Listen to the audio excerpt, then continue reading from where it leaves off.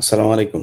প্রিয় দর্শক আপনারা ওয়ালাইকুম জানেন সবাই আসসালাম। যে সেনা কর্মকর্তাদের মধ্যে যারা দুর্বৃত্ত, যারা গুম খুনের সাথে জড়িত ছিল এরকম আ একটা তালিকা আন্তর্জাতিক অপরাধ ট্রাইব্যুনাল তারা প্রকাশ করেছেন। এবং সেটার প্রেক্ষিতে নানান নাটকীয়তার পরে আপনারা দেখেছেন ২ দিন আগে সেনাবাহিনী আইএসপিআর এর মাধ্যমে তাদের সংবাদ বিজ্ঞপ্তিতে সংবাদ সম্মেলন করেই জানিয়েছেন যে তাদেরকে সেনা হেফাজতে নেওয়া হয়েছে। এর মধ্যে ১৫ জন আছেন। বাকিদের পাওয়া যায়নি। ১৫ জন এসেছেন এবং মেজর জেনারেল কবিরকে নিয়ে নানান নাটকীয়তা এর মধ্যে আপনারা শুনেছেন। তিনি তামাবিল হয়ে পালিয়ে গিয়েছেন এমনটাও শোনা গিয়েছে। অনেকে বলেছেন তিনি এখনো যেতে পারেন নাই।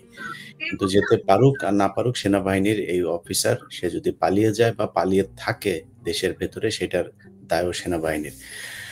তো আজকে যে কারণে আমরা গুরুত্বপূর্ণ এই লাইভটি করতে এসেছি সেটা হচ্ছে যে আপনারা আপনাদের সাথে ওয়াকার সে যে মানে জন্মগতভাবেই যে সে যে আওয়ামী লীগ মিথ্যাবাদী এবং দেশবিরোধী সেটার প্রমাণটা আপনাদেরকে দেখানোর জন্য জানানোর জন্যই আসা। সে তার আইএসপিআর এর মাধ্যমে বলেছেন আ আইএসপিআর এর যদি সংবাদ সম্মেলনটার একটা পার্ট আপনাদেরকে বলি, জনাব আ স্যারের প্রতি সম্মান রেখেই বলছি। স্যার বলেছেন যে, আমরা আ মেজর জেনারেল কবির তিনি বাড়ি থেকে বের হয়েছেন তার আইনজীবীর সাথে কথা বলার জন্য, আলাপ করার জন্য এটা বলে তিনি বের হয়েছেন। তারপরে তিনি আর বাসায় আসেননি। মেজর জেনারেল কবির কোথায় আছেন, কিভাবে গিয়েছেন এটা সেনাবাহিনী জানে। পুরো মিথ্যা কথা বলেছেন। তার চেয়ে সবচেয়ে বড় মিথ্যা কথা যেটা সেটা হলো যে আসামিদেরকে তারা বলছে সেনা হেফাজতে নেওয়া হয়েছে। সেনাবাহিনীর কোনো মামলায় তিনি আটক হয় নাই। সেনাবাহিনীর কোনো তদন্তের কারণে তাকে আটক করা হয় নাই। তাকে সুনির্দিষ্টভাবে আটক করা হয়েছে গুম খুনের অভিযোগ থাকার প্রেক্ষিতে।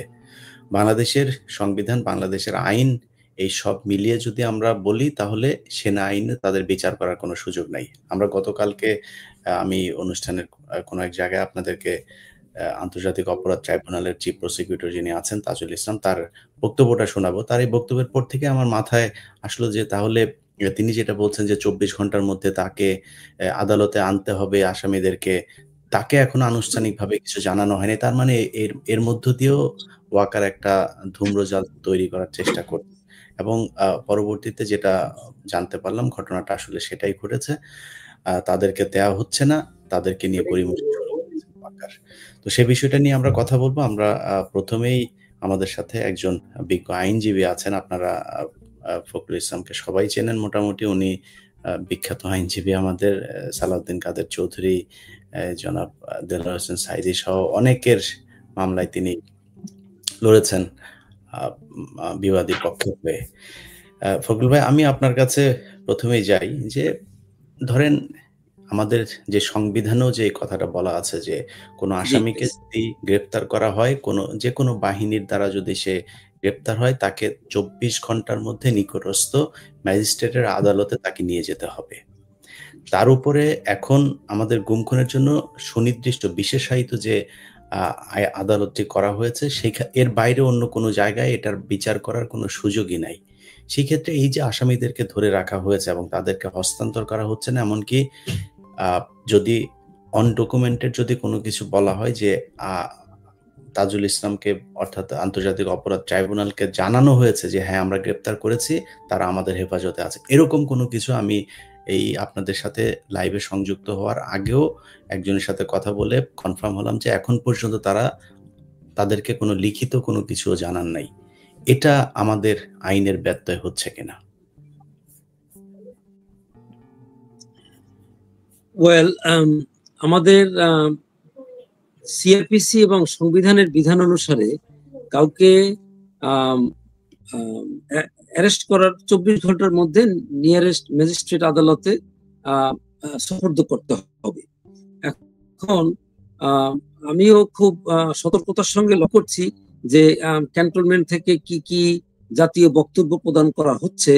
তবে তারা বলছেন যে তারা ১৫ জন সেনা অফিসারকে তাদের হেফাজতে নিয়েছেন, কিন্তু অন্যদিকে এদেরকে ২২ তারিখে এই আদালতে হাজির করার জন্য যে নির্দেশ দেওয়া হয়েছে, তো আমরা যদি ধরেও নিই সেনা হেফাজত আমরা আইনজীবী মহোদয়ের কাছে আমরা একটু পরে আসি। যেহেতু এই ঘটনাটার সাথে ওতপ্রোতভাবে জড়িত ছিলেন আমাদের হাসিনুর রহমান বীর প্রতীক স্যার, আপনার কাছে যাই। আমরা তো নিশ্চয়ই আশা করেছিলাম, আমি আমার ব্যক্তিগত একটা বিষয় আপনাদের সাথে শেয়ার করি। আমি একটা ভিডিও তৈরি করেছিলাম, আমি ভিডিওটা রেকর্ড করেছিলাম একদম সেনাবাহিনীকে প্রচন্ড রকমের প্রেস করে, যে তাদেরকে ধন্যবাদ, এবং সেনাবাহিনী আশা করি এর মাধ্যমে তারা তাদের ভুলগুলো শুধরে তারা জনগণের পক্ষে দাঁড়াবে। আমি সেই ভিডিওটা দেওয়ার আগেই এই ঘটনাগুলো যখন দেখলাম, ওই ভিডিওটা আমি হোল্ড করেছে, এটা দেওয়ার মতো সময় বোধহয় এখনো আসে না। এখনো মনে হয় সেনাবাহিনীর বিরুদ্ধে আমাদেরকে কথা বলতে হবে। আপনি এটার সাথে সেই শুরু থেকেই আছেন গুম খুনের এই বিষয়গুলোতে। আপনার কাছে কি মনে হয়, এটা নিয়ে কি তারা নতুন করে কোনো ষড়যন্ত্র করবার চেষ্টা করছে? ইলিয়াস ভাই, এখানে আসলে কোনো স্কোপ নাই। যখনই স্বীকার করতে ফখরুল ভাই, আপনার কাছে আসছি আমরা আবারও। যখনই সেনাবাহিনী স্বীকার করছে আমার কাছে আছে, আমার হেফাজতে, তখন তাকে 24 ঘন্টার মধ্যে আদালতে হাজির করতে হবে। ওখান থেকে নেক্সট ডিসপোজাল আর বেশি কোথায় থাকবে? আদালত বলে নাই যে স্যার যেটা বললেন ব্রিগেডিয়ার হাসান নাসির স্যার, যে 54 নম্বর ঘরটাকে সেল ঘোষণা করা হয়েছে। আদালত তো নিয়ে যাওয়া হয় নাই, নেওয়ার পর আদালত বলবে তাকে জেলে নেওয়া হোক। আদালতের সম্পূর্ণ এখতিয়ার। আদালত যদি মনে করে না বীরের কাজ করছে এই সেনা কর্মকর্তারা, জঙ্গি দমন করে শেষ করছে, জঘন্যতম কাজটা বীরের কাজ, তারা চাইলে আদালত ইচ্ছা করলে 5 স্টার হোটেলেও রাখতে পারে, কোনো সমস্যা নাই। আদালত সিদ্ধান্ত নিবে তারা কই যাবে। এনে তাজুল ভাইয়েরও কিছু করার নাই, আমাদেরও কিছু করার নাই, সেনাপ্রধানও কিছু নাই। সেনাপ্রধান না নেওয়া মানে হলো গিয়ে আইনের ব্যত্যয় ঘটতেছে। এই আইনের ব্যত্যয় ঘটা এটাও একটা অপরাধ, এবং ভালো অপরাধ। 24 ঘন্টার মধ্যে না নিলে তাকে যে কোনো ধরনের দণ্ড দিতে পারে আদালত। এই দণ্ড এমনও হইতে পারে এরকম জেনারেল কয়টা খালি খালি বাড়ি চলে যাবে। যেই দিন রায়টা ঘোষণা হয়েছে ওই দিন থেকে কারো চাকরি নাই, 15 জনে যারা চাকরিরত ছিলেন। সুতরাং তারা আর সেনা কর্মকর্তা না। তাদের প্রোটোকল কি হবে সেটা জিজ্ঞেস করতে পারে, বরখাস্ত না অবসর, তাও দেওয়া হয় নাই। এখন জেনারেল ওয়াকার এত বিজ্ঞ কেমনে হইলো আমি জানি না, তার কে এগুলি বুঝাইতেছে, বিপদ ডাকতেছে। তবে যেহেতু স্যার বললেন যে 54 নম্বর বিল্ডিং কে ঘোষণা করা হয়েছে, এই ঘোষণা দায় দায়িত্ব খরচ কে বহন করবে? এটা বহন করার কথা হোম মিনিস্ট্রির, অর্থাৎ জেল কর্তৃপক্ষ, আইজিপি প্রিজন, এবং ওইখানে গার্ড থাকবে আইজিপি প্রিজনের, নো সেনাবাহিনী গার্ড। জেল কোর্টের নিয়ম কারণে ওখানে প্রযোজ্য হবে যদি এটা করে থাকে 54 নম্বর বিল্ডিংটা। বাট আমি মনে করি দুঃখজনক। আমি প্রথম থেকে ছিলাম, আমি একটা কালকে রাতে মেসেজ পেলাম আর্মি স্যারের বিষয়। আর্মি স্যারকে যে অফিসারটা সহজমিনে যে গ্রেপ্তার করে নিয়ে আসা হয়েছিল সেটা হলো বিডিআর এর ওই জেনারেল আমিন। তার হয়তো 3 দিন পর মনে রিটায়ারমেন্টে যাবে, এখন এফডি তে ছিল একটা। সে পালানোর চেষ্টা করতেছে, তার নাম ড্রপ করছে। আসলে আইন কানুনের মোতাবেক এই অফিসাররা কোনোদিন, বহুবার জিজ্ঞেস করা হয়েছে আইসিটিতে নিয়ে ইন্টারোগেশনে, কোনো কথা বলে নাই। এখন যদি তারা এখানে থাকে কোনো কথা না বলে, এই দায় দায়িত্ব হোম মিনিস্টার নিতে হবে। অর্থাৎ ঢালাও বিচার হবে। ঢালাও বিচারটা কি হবে? যে কম অপরাধ করছে সে বেশি দণ্ড পেয়ে যাবেন। কারণ আপনারা তো অনুতপ্ত হন নাই, সেনাবাহিনী অফিসাররা অনুতপ্ত হয় নাই, এবং সেনাবাহিনীর এই যে একটা গর্হিত কাজ এটা বিশ্বাসই করে না, মনে করে দায়িত্ব পালন করছি। এই জায়গায় হলো সমস্যা। আপনারা খেয়াল করছেন কিনা, আইজিপি, আমাদের পুলিশের আইজিপি, সে কিন্তু কোনো সুবিধা পায় নাই, জেলে আছে। কি এমন রত্ন এরা আমাদের দেশ মানে এই অপরাধ করার জন্য তারা এখানে থাকবেন? তাদের অপরাধ ক্রাইম এগেন্স্ট হিউম্যানিটি। একটা হলো অপরাধ দেশের জন্য অপরাধ, যেটা হলো জেনারেল রেজাকুল হায়দার দেশের জন্য কাজ করতে দেয় অপরাধ যদি করে মানে তাকে তো আমরা ছাড় দেইনি। আর জেনারেল হারুন সেনাপ্রধান ছিলেন, ব্যক্তিগত অপরাধ।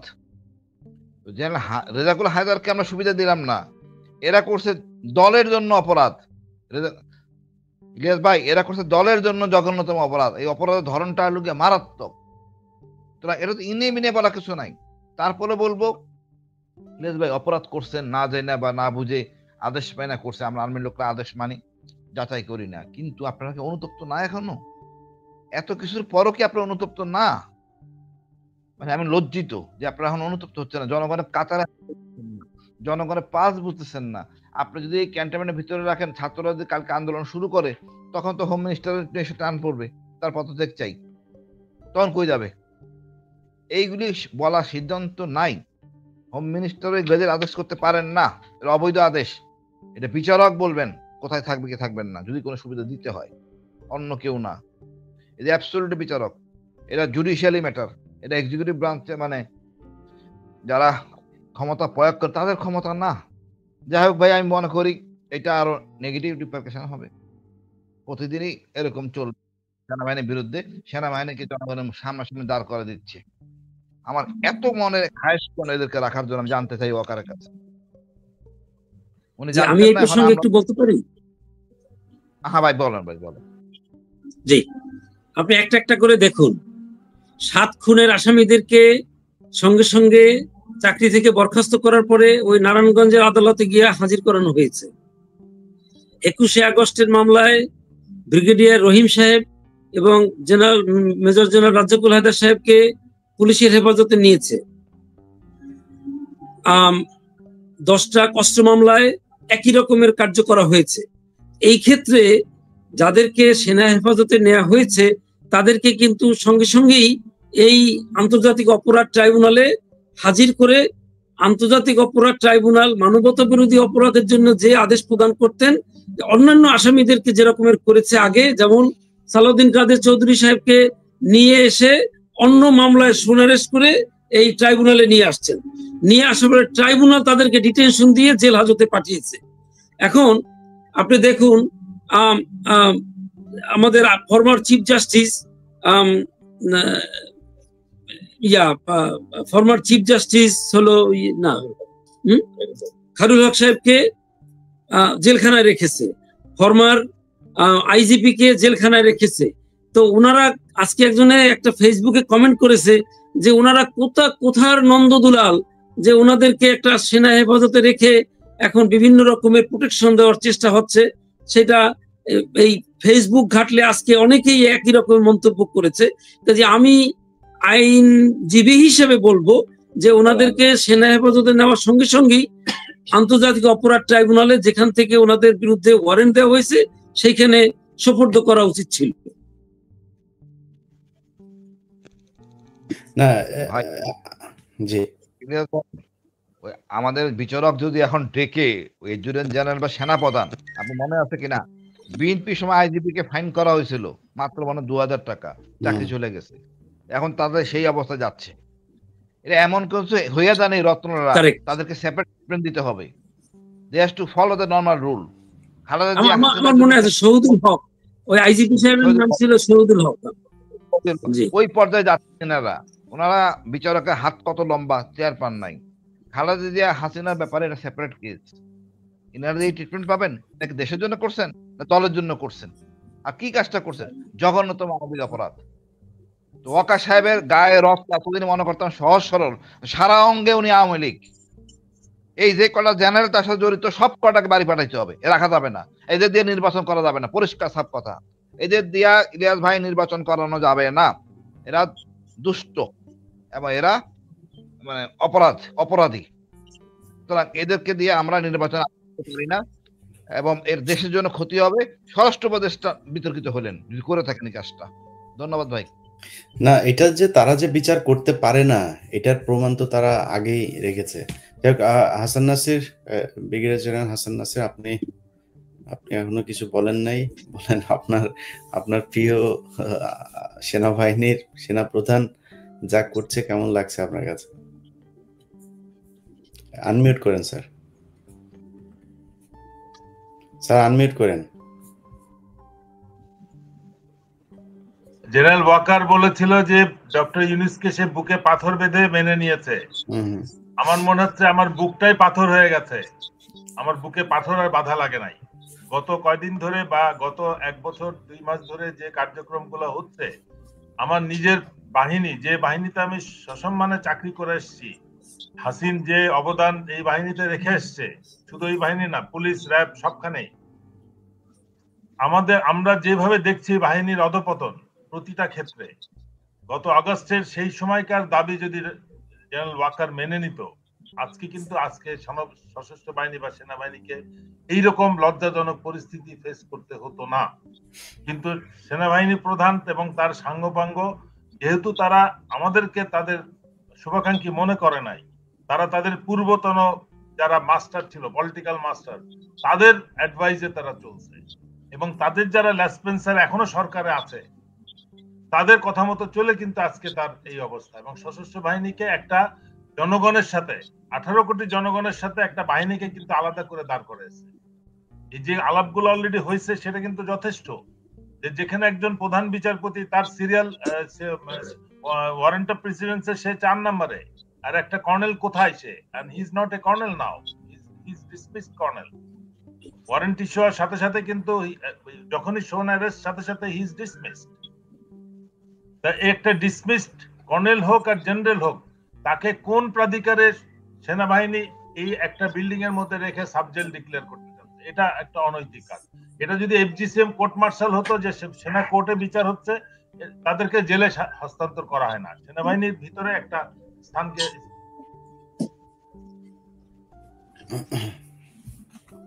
না, সাবজেলটা তো সাবজেল আপনি ডিক্লেয়ার করতে পারবেন আদালতে সুপর্দ করার পরে, আদালতের পারমিশনে সাবজেল ডিক্লেয়ার করতে আপনি পারবেন। যেমন ওই পয়েন্টে এখন আসি নাই, আমি শুধু মিলিটারি অ্যাসপেক্টে আসছি। যদি এটা মিলিটারি অ্যাক্টের আওতায় বিচার হতো, সেই ক্ষেত্রে ক্যান্টনমেন্টের ভিতরে এটা রাখা হয়, তাদেরকে কখনো সিভিল কাস্টডিতে রাখা হয় না। বাট এটা যেহেতু মানবতার বিরুদ্ধে অপরাধ এবং ইন্টারন্যাশনাল ক্রাইমস ট্রাইব্যুনাল কোর্টের ওয়ারেন্ট, এটা কিন্তু আদালত ডিক্লেয়ার করছে, এটা কিন্তু চিফ প্রসিকিউটর তার আদেশ না। আদালতের ডিক্লেয়ার্ড আদেশের পরিপ্রেক্ষিতে সেনাবাহিনী নিশ্চিত করেছে যে তারা অ্যারেস্ট করছে 15 জনকে, এবং আদালতের আইন অনুযায়ী, দেশের আইন অনুযায়ী, যেটা সবাই অলরেডি বলেছেন, 24 ঘন্টার মধ্যে পুলিশ কাস্টডিতে তাদেরকে হ্যান্ড ওভার করতে হবে। বাট আমার যেটা মনে হচ্ছে, হোম মিনিস্ট্রি স্বতঃস্ফূর্ত হয়ে সাবজেল ডিক্লেয়ার করছে আর্মির দ্বারা ইনফ্লুয়েন্সড হয়ে কিনা, এটা যাচাই করার বিষয়। এটা নিঃসন্দেহে উনি যেহেতু প্রাক্তন সেনা কর্মকর্তা, সেই হিসেবে উনি করেছেন কিনা, আদালতের এই ব্যাপারে কোনো আদেশ আছে কিনা আমরা কিন্তু জানি না। তাহলে আদালতে তারা রিপোর্ট করার পরে তারা কোথায় থাকবে এবং সেটাকে সাবজেল করা হবে না জেলের ভিতরে রাখা হবে, এটা তো আদালতের কোর্টের মধ্যে ডিসিশনটা হবে। কোন পরিপ্রেক্ষিতে এটা হলো, এটা নিশ্চয়ই এটা আমাদের জনগণের জানার অধিকার আছে। আমরা কিন্তু এই দাবিটা করতেছি এখন জনগণ, আমি কিন্তু জনগণ হিসেবে জানতে চাচ্ছি, একজন ন্যায় বিচার প্রার্থী বাংলাদেশের নাগরিক।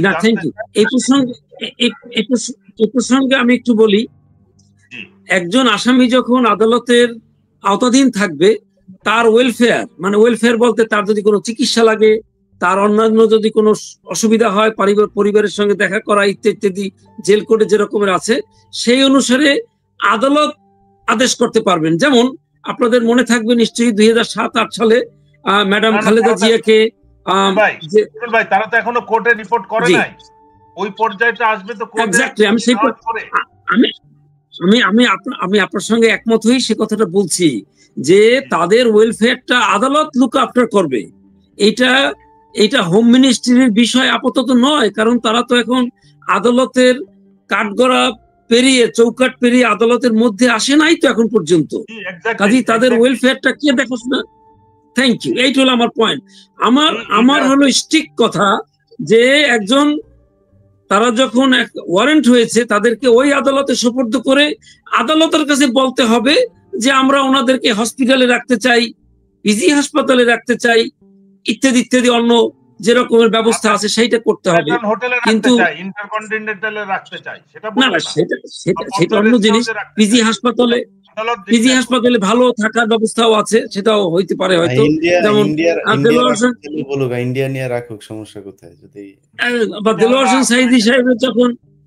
হোসেন সাঈদী সাহেব যখন অসুস্থ হয়ে পড়লেন, তখন এই আন্তর্জাতিক অপরাধ ট্রাইব্যুনালের জজ সাহেবরাই এত হস্টাইল থাকার পরেও ওনাকে কিন্তু বারডেমে চিকিৎসার ব্যবস্থা করে দিয়েছিলেন সে সময়। কাজে ওয়েলফেয়ারটা আদালতের উপরে নির্ভর করবে।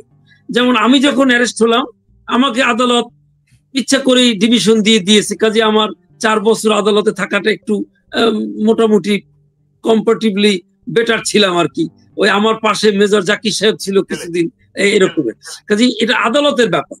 জি, এই বিষয়টাই আমি বলতে চাচ্ছি, এই ঘটনার যেটা ঘটছে, এটা যদি হোম মিনিস্ট্রি স্বতঃস্ফূর্ত ভাবে করে থাকে, সেনাবাহিনীর ইনফ্লুয়েন্সে যদি করে থাকে, অবশ্যই এটা আইনের বরখেলাপ। না, আমি একটু ইলিয়াস ভাইকে অনুরোধ করব যে হোম মিনিস্ট্রি যে যদি এরকম একটা প্রজ্ঞাপন জারি করে থাকে, তাহলে কার আবেদনে জারি করলেন সেটা আপনি একটু খুঁটিনাটি দেখতে পারবেন, যেটা আমাদের পক্ষে সম্ভব না। কারণ আপনি দেখি অনেক সুন্দর সুন্দর জিনিস বের করে নিয়ে আসেন, যেটা আপনি তো যাদেরকে বললেন, ধরেন আইএসপিআর যেটা বললো যে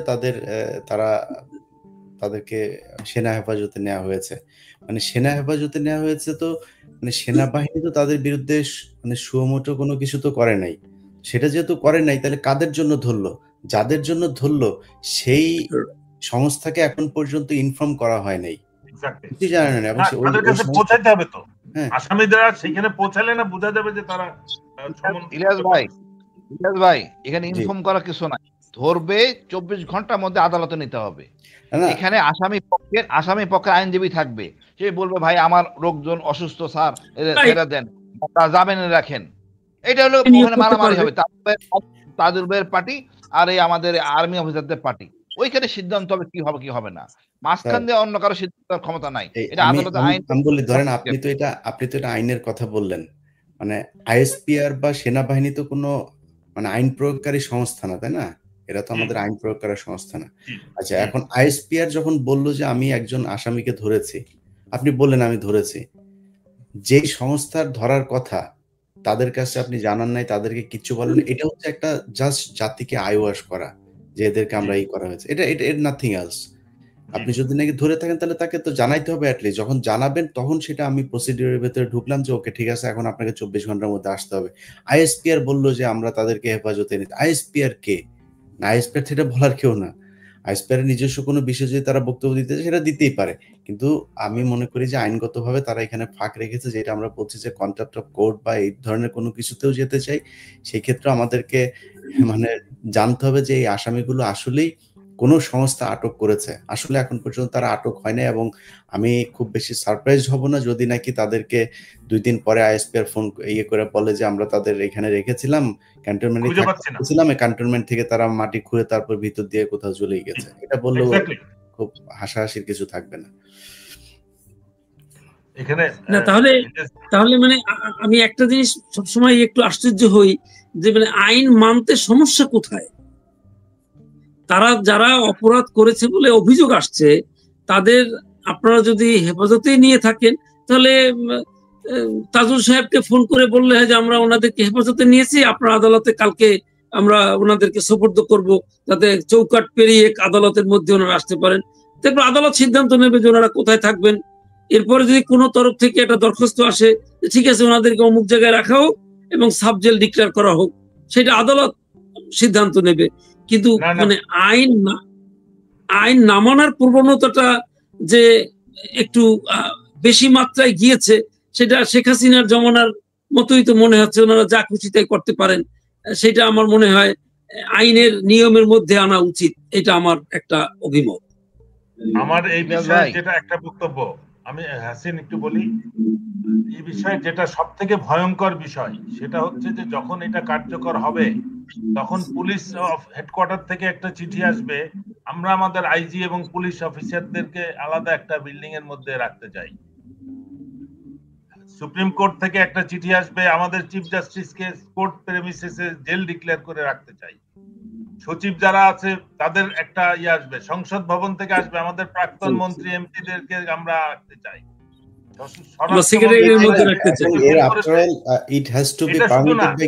আগামীতে আপনি ওই রংপুর বা ভুরুঙ্গামারি ওখানকার একটা নেতা, রাজনৈতিক নেতাকে অ্যারেস্ট করবেন, সেও তাকে ধরে রেখে বলবে যে আমরা এখানে তারে রেখে সাবজেক্ট ডিক্লেয়ার করেন। তারা আবেদন জানাইতেই পারে, বাট কোর্টের পারমিশন তো এটা পারমিট করতে হবে, তো কোর্ট তো অ্যালাউ করতে হবে। এটা একটা ভয়ঙ্কর প্যান্ডোরা বক্স খুলে যাবে। এটা কেবলমাত্র রাষ্ট্রপ্রধান বা সরকার প্রধানদের ক্ষেত্রে যে এক্সেপশনটা আছে, এর সাথে জন্য আছে বেগম জিয়া এবং হাসিনার জন্য আছে। এটাকে আমার মনে হয় ওই লেভেলের পরে আনলেই it will open Pandora box, এবং যেটা ম্যানেজ করা কোনোভাবেই মানে দেশটা চরম বিশৃঙ্খলার মধ্যে চলে যাবে। এটা কোনোভাবেই অ্যালাউ করা যাবে না। এটাকে অবশ্যই যে প্রত্যেক আইন যেহেতু সবার জন্য সমান, এটা তারা বিচারের কাঠগড়া ফেস করে নির্দেশকে নির্দোষ প্রমাণ করে আসুক, তারপরে দরকার হলে সরকারের কাছে কম্পেনসেশন ডিমান্ড করবে যে আমরা নিরপরাধ হওয়া সত্ত্বেও আমাদেরকে আসামি করে জেলে রাখা হয়েছে। এরকম করলে তো বাংলাদেশের তাছাড়া ওনাদেরকে বিশেষ সুবিধা দেওয়ার তো কোনো কারণ নাই, এখন পর্যন্ত বলা হয় না যে ওনারা কেউ অসুস্থ, ওনারা অসুস্থ এরকমের কথাও তো কেউ জানে না। আমার তো মনে হয় ওনারা সার্ভিং আর্মি অফিসার্স, মানে ভেরি ওয়েল। ওইটা তো আলাদা কথা, বাট কোর্টে রিপোর্ট করার আগে, আসামিদেরকে কোর্টে প্রডিউস করার আগে কি করে সাবজেক্ট ডিক্লেয়ার হলো সেটা হচ্ছে সবথেকে বড়। রাইট, এইটা ইলিয়াস ভাই খুঁটিনাটি বের করতে পারবেন, আমি এটা দৃঢ় বিশ্বাস করি। এটা বের করার কিছু নাই ভাই, এটা অনুসন্ধান করার কিছু নাই। না, এটা হোম মিনিস্ট্রিতে বলতে হবে। আপনি যেহেতু খুব অনুসন্ধানী জার্নালিজম এর মধ্যে আছেন, আপনার পক্ষে সমাজে আমি এটা পারবো না যাও না, এটা খুবই ট্রান্সপারেন্ট। জি আমি বলি, আমি ওখানে গেট থেকে আমি চলে এসেছি, ওইটা আমাদের বিজয় কেতনের পাশে যে অফিসার মেসটা 3 তলা রাখা হয়েছে, ওখানে মানে ওখানে রাখা আর্মি ডিউটি করতেছে, এটা নিয়ম কারণে।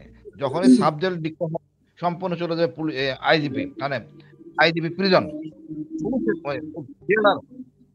জেল সুপার, জেল কারারক্ষী আসবে। এখন এর খাওয়া দাওয়া সব হবে কিন্তু ওই হোম মিনিস্ট্রির আন্ডারে, খাওয়া দাওয়া এক্সপেন্ডিচার সব এক্সপেন্ডিচার, কারেন্ট বিল, সবকিছু। কথা হলো না, এটা আমি একটু বলি, জেল কোড অনুসারে আসামিরা ওই কোর্ট যখন পাঠিয়ে দেয় তখন ওনাদের খাওয়ার টাকাটা আসে মানে ডিসির কাছ থেকে, ওখানে চার্ট দেওয়া আছে যে কি কি তারা পাবে, এবং পিসিতে টাকা থাকে। আপনি তো ছিলেন মধ্যে, আপনি তো জানেন ডিসি তারপরে সিদ্ধান্ত নেয় যে কিরকম করায়, সবকিছু হবে কোর্টের পরে। ওনারা যাবেন, বিচারক দাঁড়াবেন, তারপরে কথা, জামিনও দিতে পারেন বিচারক চাইলে। হ্যাঁ, বিচারকের ব্যাপার, এটা অন্য কারো ব্যাপার না। বিচারক বলতে আপনার দেখতে ভালো লাগতেছে, ঠিক আছে, পাসপোর্ট জমা রাখেন, আপনার হাতে ঘোরাফেরা করেন। আচ্ছা, এবার বলতে ধরেন আপনারা তো কোর্টে টোটে নিয়ে যাচ্ছেন, আমি যতটুকু জানতে পেরেছি যাদেরকে আটকের কথা বলা হয়েছে তারা গতকালকে মিটিংও করেছেন।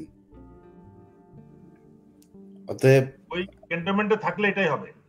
অতএব এটারে নিয়ে এত আশাবাদী হওয়ার কিছু নাই। আমরা বাংলাদেশের মানুষদেরকে জানানোর। ইলিয়াস ভাই, আপনি ওই কি প্রজ্ঞাপনটা পেয়েছেন কিনা, ওই যে সাময়িক ভাবে কারাগার ঘোষণার প্রজ্ঞাপনটা পেয়েছেন? হাতে আমার কাছে একটা কপি আছে, ওই যে ঢাকা টাইমসে যেটা বের হইছে। ও গুড। আমার অ্যাসোসিয়েট অ্যাডভোকেট মাত্রই আমাকে দেখালো যে এটা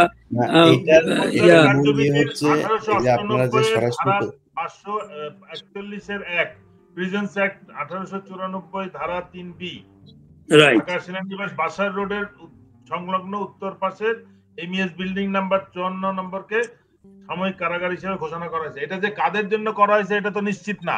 ইট could be for chief justice, it could be for those ministers and others. আমরা ওইটাকে কোন রকম প্রিজুডিস না ধরে আমরা বলবো যে যাদেরকে এই গুমের জন্য ওয়ারেন্ট জারির পরিপ্রেক্ষিতে যাদেরকে ওয়ারেন্ট ইস্যু হয়েছে তারা কোর্টে রিপোর্ট করার পরে কোর্ট তাদের সিদ্ধান্ত দিবে। Let us not think about it now. আমরা এই দাবিটাই থাকবে যে তারা কোর্টে যাবে নিয়ম মোতাবেক অন্যান্য সব আসামিদের মতো। চিফ ইলেকশন কমিশনার কেও তো কোর্টে হাজির করে তারপরে সিদ্ধান্ত হয়েছে।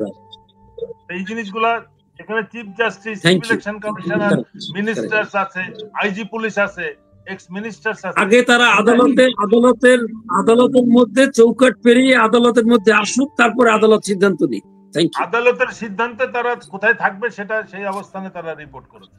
সুতরাং এই ঘোষণার সাথে আমি মনে করি যে এই 15 জনের কোনো সম্পর্ক নাই এবং এই 15 জনের ওখানে থাকারও কোনো সুযোগ নেই। যদি এটা হয়ে থাকে তাহলে এটা অবশ্যই একটা দুঃখজনক বিষয়। জি প্রিয় দর্শক, আমরা এর আগে দেখেছি যে সেনাবাহিনী তাদের নিজেদের অফিসারদেরকে বাঁচানোর একটা প্রবণতা ছিল এবং তারা বিডিআর হত্যাকাণ্ডের বিচার করতে পারেনি। সেখানে তারা বিডিআর এর সদস্যদের উপরে নির্বিচারে তাদেরকে শাস্তি দিয়েছে, তাদের পরিবার ধ্বংস করে দিয়েছে, তাদের জীবন ধ্বংস করে দিয়েছে। তনু হত্যাকাণ্ডের ঘটনা নিয়ে আমি কাজ করছি এবং সেটার তনুর পরিবার এবং যেই সেনাবাহিনীর কর্মকর্তারা এটার সাথে জড়িত, আমি আজকের এই অনুষ্ঠান থেকে বলে রাখি, মেজর জেনারেল এনায়েতকে কোনোভাবে দেশ থেকে বের হতে দিয়েন না। তার স্ত্রী, তার ছেলে, এরা তনু হত্যার সাথে জড়িত এবং আমি এটার সবকিছু এখন আমার হাতে আছে। আমি এই সপ্তাহের ভেতরে যে কোনো দিন আপনারা দেখতে পারবেন আমার ইউটিউব চ্যানেল এবং ফেসবুকে, তারা সবকিছু বলেছে। অতএব সেটাতে শুধু একটু আমি খুব চুম্বকাংশ বলে রাখি আপনাদেরকে, সেই হত্যাকাণ্ডের পর র্যাবের হেলিকপ্টার নিয়ে সেই ঘটনাস্থলের বেশ কিছু দূর জায়গার মাটি পর্যন্ত কেটে সেই হেলিকপ্টারে করে ঢাকায় নিয়ে আসা হয়েছে। কিছুদিন আগে গাজীপুরের যেই পুলিশ কমিশনার ছিলেন জনাব নাজমুল হক, তিনি তখন ওইখানকার সিআইডির এসপি ছিলেন। তিনি ওই মামলা নিয়ে তিনি কাজ করতে গিয়েছিলেন। তাকে প্রচন্ড রকমের অপমান করেছে এই সেনাবাহিনীর কর্মকর্তারা। শেষ পর্যন্ত খুব দ্রুত তাকে ওইখান থেকে বদলি করে দেওয়া হয়েছিল এবং সেটা নিয়ে সিআইডিকে কোনো কাজ করতে দেওয়া হয়নি। সিআইডি যখন জিজ্ঞাসাবাদ করতে চেয়েছে তখন সিআইডিকে বলা হয়েছে, তখনকার তৎকালীন সিআইডি প্রধান যিনি ছিলেন তিনিও চেষ্টা করেছেন এটাকে বিচার করার জন্য। তাদেরকে বলা হয়েছে আপনারা ক্যান্টনমেন্টে আসুন। কুমিল্লা ক্যান্টনমেন্টে নিয়ে যাওয়ার পরে কয়েকজন অফিসার দাঁড়ানো ছিল, বলছে আপনারা আমাদের সামনে জিজ্ঞেস করেন, কি প্রশ্ন করবে সেই প্রশ্নের মধ্যেও তারা বাধা দিয়েছে। আমি এই সব পক্ষের বক্তব্য নিয়েছি, কে কি করেছিল, কখন কি হয়েছিল সবকিছু আপনারা দেখতে পারবেন। অতএব সেনাবাহিনী ফেলুর তাদের নিজস্ব যেই কর্মকর্তাদের বিরুদ্ধে যে বিচার অভিযোগ আসে সেগুলোর বিচার করতে, তারা শুধু তাদের সৈনিকদের ক্ষেত্রে খুব তৎপর, সৈনিকদের বিচারের ক্ষেত্রে 16 আনা করে, এটা করেই তারা সবসময় দায় সারে। সো আমরা এই বিচারের জন্য বাংলাদেশ সরকারের যে আইন এবং আন্তর্জাতিক অপরাধ ট্রাইব্যুনালের যিনি চিফ প্রসিকিউটর আছেন তার উপরে আমাদের দেশবাসীর পূর্ণ আস্থা আছে। আমরা মনে করি যে তিনি যেভাবে বিচার করতে চাবেন, বাংলাদেশের আইন অনুযায়ী যে বিচারের যে বিধিমালা, যে নিয়ম দেওয়া আছে সেই নিয়ম অনুযায়ী বিচার হবে। আমরা সেই বিচার দেখতে চাই। আমরা দেশের মানুষকে আজকে জানানোর জন্য মূলত এই আজকের এই লাইভ শোটা করা। আপনারা জেনে রাখুন যে ওয়াকার তাদেরকে ছাড়ার ক্ষেত্রেও নানান ধরনের টালবাহানা করছে। সবাই ভালো থাকবেন।